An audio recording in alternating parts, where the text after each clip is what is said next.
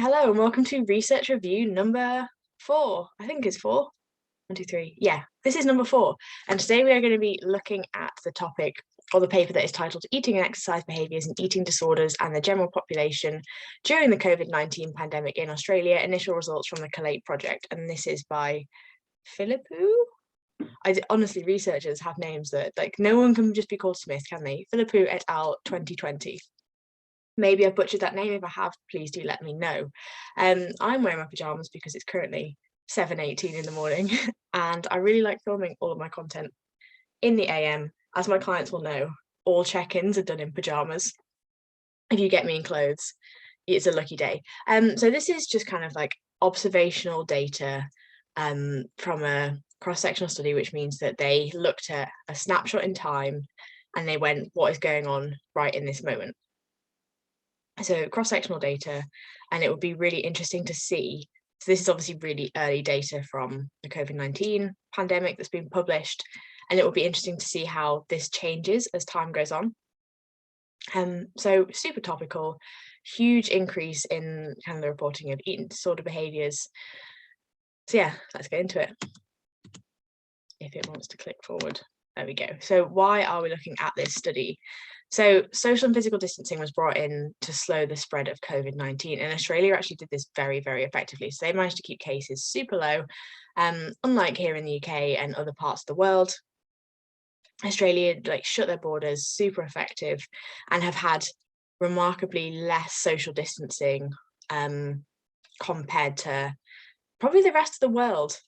So it would be super interesting to see this same data collected in places like the UK and America and anywhere else across the world that has had COVID-19 restrictions and has had a lot more longitudinal restrictions. So in the UK, we've been in lockdown for a lot longer than they have been in Australia. And unprecedented times, you've probably heard this phrase thrown around quite a lot in the past year or so. And these are unprecedented times. This has not happened in our lifetime before. And this has also not happened while we've kind of had the ability and the knowledge of eating disorders, and we've been able to collect, or eating behaviours even. So you'll see that a lot of the participants in this study were current or former eating disorder sufferers. So we've not previously been able to collect this data because it's just not been a thing that we've been focusing on. But now with the push to improve mental health and eating and exercise behaviours fall into kind of that mental health bracket, there's a massive crossover between the physical and the mental health side of it. It's very interesting because it's a completely new scenario. And we're starting to see the knock-on effect of a global pandemic on mental health. So there have been massive increases in demand for mental health services. So this could help to inform some future practice. And also if something like this ever happens again, we will be able to look back on this data from this time. Maybe it won't happen for another 1, 2, 3, 400 years, but they'll be able to look back on this data and go, that's what happened. This is something that we probably need to think about next time. Or even any other large scale kind of events that might mean that people have to be isolated. So maybe it is looking at the isolation of older people or something like that. It might help to inform our practice and make practice a little bit more effective and preserve the positive mental health of some individuals. So what did they do? They used a survey to assess eating disorder behaviours, and they identified those who had an eating disorder currently or had previously had an eating disorder. And they looked at how these behaviours had changed from pre-COVID to during COVID. So this survey was taken very early on in the COVID pandemic, within the first 3 weeks of it or so. So this is some scarily early data that they got from this. And what did they find? They found that current or former eating disorder sufferers, so this is the eating disorder group, and this is all self-reported data. So this is kind of one of the limitations that I'll go into later. We have to rely on the fact that people are telling the truth when it comes to self-reported data. So binge eating behaviours increased by 35.5%. So about a third of eating disorder sufferers increased binge eating behaviour. They increased purging by 18.9%. And restricting, this is quite a terrifying statistic, increased by 64.5% within this current or former eating disorder sufferer population. which those are huge numbers. And we'll get into why it's probably a tiny bit skewed later on. But what did they find? So in the non-eating disorder group, so this is like a general population group of just other people who aren't or haven't suffered from an eating disorder previously. So 27.6% reported increased restricting behaviours, which is terrifying, because this is people who are don't have any of these previous eating disorder symptoms or eating disorder behaviours. So this is people who could then go on to develop eating disorders. And if you think about almost a third of the population, just over a quarter of the population that was surveyed found this. 34.6% reported increased binge eating behaviours, and almost half reported less exercise. So it's important to say that 35% of people reported more exercise. So it seems that people kind of swung from one extreme to the other. So they kind of went from either doing way more exercise or doing way less exercise. There was a subsection of the population that stayed the same with regard to exercise behaviours. But yeah, almost half of people did less exercise, and that could be due to things like gyms being closed, changing to working from home. So people weren't walking to work because they couldn't, because their work was in their living room, and people couldn't go to the gym, couldn't go for a swim in the swimming pool, couldn't do X, Y, and Z. Maybe they couldn't meet up and go with their running group, so then they didn't want to run. And here I'm also going to throw in that I don't know why the bullet points at the top. 80% of this group were female, and I'll come into why that's an important thing later on. Yeah, 80% of the people surveyed were females. So from an eating disorders perspective, this is important because even in the early stages of the pandemic, so 3 weeks into the pandemic, eating disorders sufferers reported behaviour change. So they reported behaviour, in most cases, behaviour kind of relapsed slightly.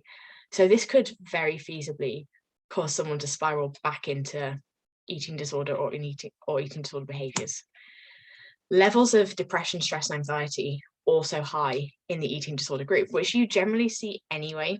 In a group of people with eating disorders, there are generally like comorbidities, so other mental health issues, and it's unknown what this data looked like pre-pandemic. So we don't know if this was an increase or if this was the fact that they already had high levels of depression, stress, and anxiety, and then they just maintained this, or whether this actually followed like an upward trajectory if they got more stressed and depressed and anxious.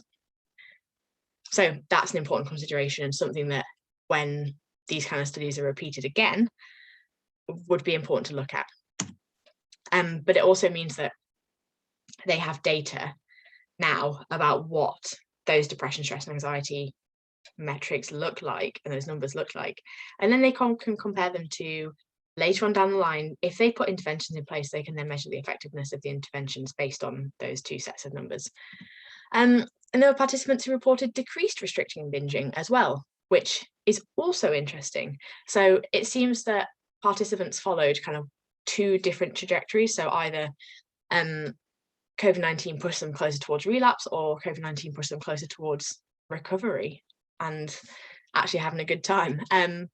So that's always nice to see that not everybody relapse, and that kind of highlights the importance of individual care and individualized care when it comes to treating and working with people with eating disorders, in that not everything will have the same effect on everybody. So not everybody will move towards relapse if they're put into a pandemic, or if they're put into a situation that might be potentially socially isolating.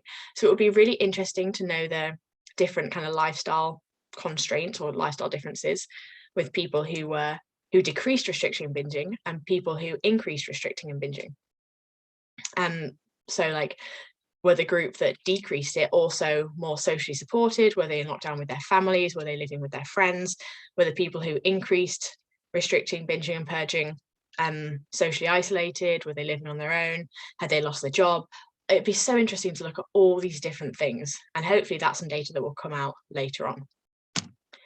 Then what about the general population? So individuals who were binge eating were more likely to be exercising less. So that was a correlation that they found. So increased binge eating was correlated with reduced exercise. And that's not like a cause and effect that we know. It just seems that those two things went hand in hand on an individual basis. So negative physical health outcomes if behaviours are continued. Obviously, if people are continuing to binge eat and exercise less over the course of the pandemic, which in the UK has been a long time, it will be interesting to see the changes in those physical health outcomes and the knock-on effect that that's had towards mental health outcomes in individuals. So it's something that we probably need to be more aware of, and something that needs to be considered if anything like this ever happens again. Or it can allow us to work out what level of support we need to offer to people who have been negatively affected by COVID-19 from a physical or mental perspective. So yeah, the TLDR is that we probably need greater provision for psychological support in general. The psychological support that is available, especially in the UK, is okay. It's all right, but it could probably do with being increased and being more accessible to general people to prevent them from moving into this kind of zone where mental health issues do become problematic. So kind of catching them, prevention rather than cure. So it's opposed to treating mental health issues, it's actually preventing them while they're still in the stages of building. And then limitations of this study. This was self-reported questionnaire data. So this relied on people being accurate and truthful, and they kind of showed self-reported food intake data, which is always going to have some level of inaccuracy just by the very nature of the method of collecting data. And it would be interesting to separate different genders and age groups and ethnicities and separate people by, I suppose, social factors, cultural factors, to see what effect, if any, that has. Like, did women suffer more than men? Did older people suffer more than younger people? It would be really interesting to know these things and to separate out this data, but we don't actually have that statistical analysis done on this research. And then there's also the self-selected nature of participation. So as I mentioned earlier, there were vastly more women that took part in this study than men. So the data was kind of naturally skewed in favour of, not in favour of, but it was skewed to show the experiences of women more than it was skewed to show the experiences of men or experiences of the general population as a whole.